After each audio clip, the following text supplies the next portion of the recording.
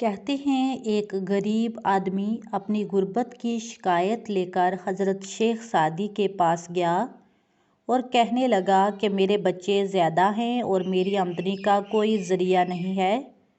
اب مجھ میں فاقہ کی ہمت نہیں رہی۔ کئی مرتبہ خیال کرتا ہوں کہ یہاں سے کہیں اور چلا جاؤں، مگر یہاں سے چلا گیا تو میرے بعد یہ لوگ مجھ پر طعنہ زنی کریں گے کہ اپنی اولاد کے متعلق یہ کتنا بے مروت نکلا کہ اپنی سہولت اور آرام کے لیے اپنے بیوی بچوں کو تنگ دستی میں چھوڑ کر چلا گیا ہے۔ آپ ہی کوئی مشورہ دیں، آپ تو علم حساب کے ماہر ہیں، مجھے کسی بادشاہ کی نوکری میں دے دیں، آپ کا احسان ہوگا۔ حضرت شیخ سعدی نے اس سے کہا کہ بادشاہ کی نوکری کے دو رخ ہوتے ہیں، اول رزق کی امید اور دوم جان کا خطرہ۔ عقل مندوں کی رائے کے مطابق رزق کی امید پر جان کو خطرے میں نہ ڈالو۔ اس شخص نے کہا، اے شیخ، یہ میرے سوال کا جواب نہیں، آپ کو میرے دکھوں کا اندازہ نہیں ہے۔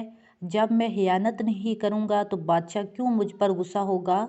تو حضرت شیخ سعدی نے اسے ایک لومڑی کا قصہ بیان کیا کہ ایک لومڑی کو بھاگتے دیکھ کر لوگوں نے پوچھا کہ تجھے کیا مصیبت آن پڑی کہ تو اتنا بھاگ رہی ہے؟ تو اس نے کہا، میں نے سنا ہے کہ شیر کو بیکار میں پکڑ رہے ہیں۔ لوگوں نے کہا کہ تیری شیر سے کیا نسبت؟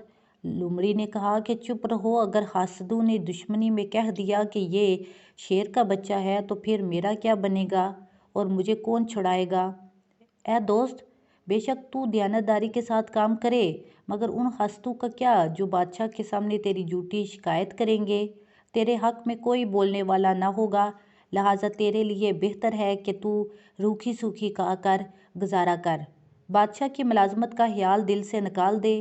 شیخ سعدی کی باتیں سن کر وہ شخص غصے میں آ گیا، چنانچہ شیخ سعدی نے اس کو بادشاہ کی نوکری میں دے دیا اور وہ غریب کچھ عرصہ میں اپنی محنت اور قابلیت کی بدولت ترقی کرتا ہوا ایک بڑا افسر بن گیا۔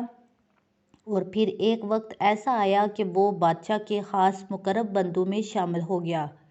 پھر کچھ عرصہ بعد شیخ سعدی کچھ دوستوں کے ہمراہ حج کے لیے چلے گئے۔ جب حج کی سعادت سے واپس لوٹے تو وہی شخص پھر پھٹے پرانے کپڑوں میں تھا۔ اس کی یہ حالت دیکھی تو شیخ نے حیرت کا اظہار کیا اور پوچھا کہ تیرے ساتھ یہ کیا ہوا ہے؟